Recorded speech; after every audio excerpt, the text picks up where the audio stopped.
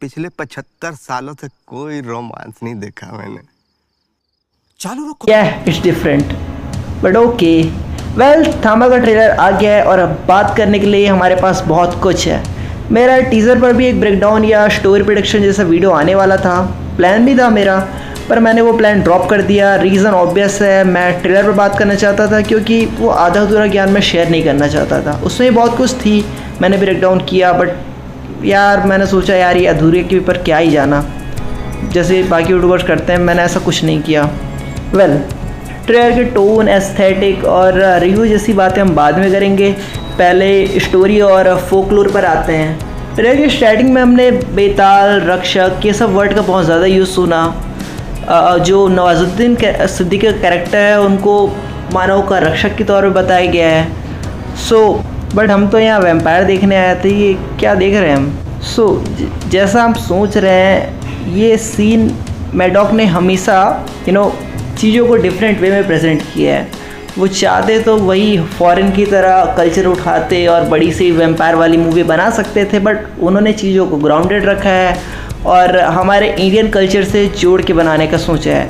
अगर हम भेड़िया की बात करें या फिर मुंजिया की बात करें, अगर स्त्री की बात करें, हर जगह वो इंडियन फोकलोर और हमारे इतिहास से जोड़ा गया है, जो हम दादी नानी से सुनते हैं।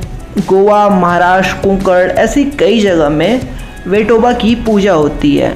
वेटोबा वर्ड बेताल से ही आया है, जिनको प्राचीन काल में गांव का रक्षक के रूप में माना जाता था और उनकी पूजा भी होती थी। इनको शिव जी के गण के रूप में देखा जाता था। ये बेताल हो गए। और जो रही बात ब्लड सकिंग वैम्पायर्स की, या जिसे रक्त पिशाच भी कहते हैं, वो एक तरह से बेताल की प्रजाति से मिलते जुलते हैं। मतलब ये वैसे तो बेताल हैं रक्षक, बट वैम्पायर बनना चाहेंगे और इस रीज़न से नवाज के कैरेक्टर को कैद कर लिया जाएगा। और जो मूर्ति आपने उसमें देखी होगी, वो कह सकते हैं कि ग्रैंड बेताल की मूर्ति है, क्योंकि वो शिवजी के गण हैं, तो ऑब्वियस सी बात है उनकी पूजा होती होगी और वो उन सब में बड़े होंगे। और उन्हीं के जो वंशज हैं, ये जितने भी कैरेक्टर हैं जो खुद को बेताल बुलाते हैं और अब वैम्पायर बनना चाहते हैं, ये सब उन्हीं के हैं। अब ऑब्वियस सी बात है उनको ये पसंद नहीं आएगा कि नवाज़ गलत काम करे, तो उसको कैद करने के लिए बेड़िया भी वो खुद ही दे रहे हैं। वो देखा अपने वहाँ से पावर निकली और उसे कैद कर लिया गया। और ऑब्वियस सी बात है वो कई सालों तक कैद रहेगा और फाइनली वो कई सालों के कैद के बाद मिलेगा आयुष्मान के कैरेक्टर से।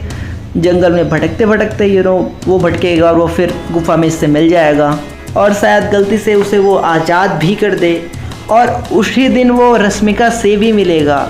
उसमें एक भालू वाला फाइट सीन है, जो भालू इसको मारने पे दौड़ा हुआ है, तो रश्मिका एक्चुअल में उसे बचाने को जाएगी और ऐसे इनकी मुलाकात होगी, फिर प्यार होगा। और ट्रेलर पे जाए तो लग तो यही रहा है कि वैम्पायर वो उसी दिन बन जाएगा। मतलब रश्मिका उसे बचाएगी और शायद बचाने के लिए वैम्पायर बना दे उसे, बट नहीं।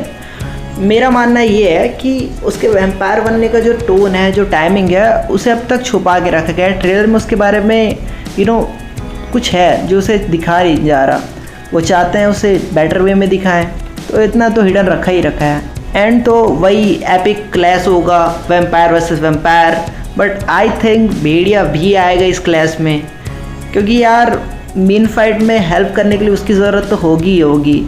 क्योंकि आप भी सोचो, अगर वैम्पायर्स की हायरार्की की वजह से देखें तो जो मेन कैरेक्टर है अपना आयुष्मान खुराना वाला, उसकी पावर बहुत कम होगी यार इसके कंपेयर में। क्या हो गया इसका, नवाज़, हाँ नवाज़ के कंपेयर में उसकी पावर बहुत कम होगी, क्योंकि नवाज़ बहुत पुराना वैम्पायर है, बहुत सालों पुराना, तो उसकी पावर बहुत ज़्यादा होगी। अकेले ये नहीं भिड़ पाएगा उससे, ना ही उसको संभाल पाएगा। और रश्मिका भी शायद उसके सामने कमज़ोर ही होगी, तो उनको भेड़िया की ज़रूरत पड़ेगी। बट एक चीज़ बहुत अच्छी है कि भेड़िया को इस बार प्रॉपर वेयरवुल्फ लुक दिया गया है। अब तक हम जो भेड़िया देखते थे वो प्रॉपर भेड़िया था, अच्छा है, बट ये वेयरवुल्फ वाला लुक ज़्यादा बेटर है। एंड आई थिंक वो मज़ेदार होगा। मुझे नहीं लगता कोई वो नया कैरेक्टर हो सकता है, और अगर वो कोई नया कैरेक्टर है तो और भी अच्छी बात है, मज़ा तो आएगा। और या वो क्लैश, वो लड़ाई और इसके ओरिजिन के बीच में होगा बहुत सारा फन, कॉमेडी और मस्ती। परेश रावल का कैरेक्टर है जो इस पर बहुत ज़्यादा डरेगा, टेंशन लेगा। इस बीच हमें वो मुंजिया वाले बाबा भी दिखेंगे, हालेलुया वाले। और इसमें बहुत सारी कॉमेडी ऐड की जाएगी। और या इस बार ये लव स्टोरी है, तो हाँ लव स्टोरी तो होनी चाहिए और होगी, मज़ा आएगा। बाकी क्या वैम्पायर्स फ्लोट करते हैं और वो ट्रांजिशन बहुत कूल है। मतलब ऐसा ट्रांजिशन अपन ने वो उसमें देखा था ना, सोनी के वो मूवी में। मैंने वो सोनी मूवी देखी नहीं, मैंने ट्रेलर ही देखा है।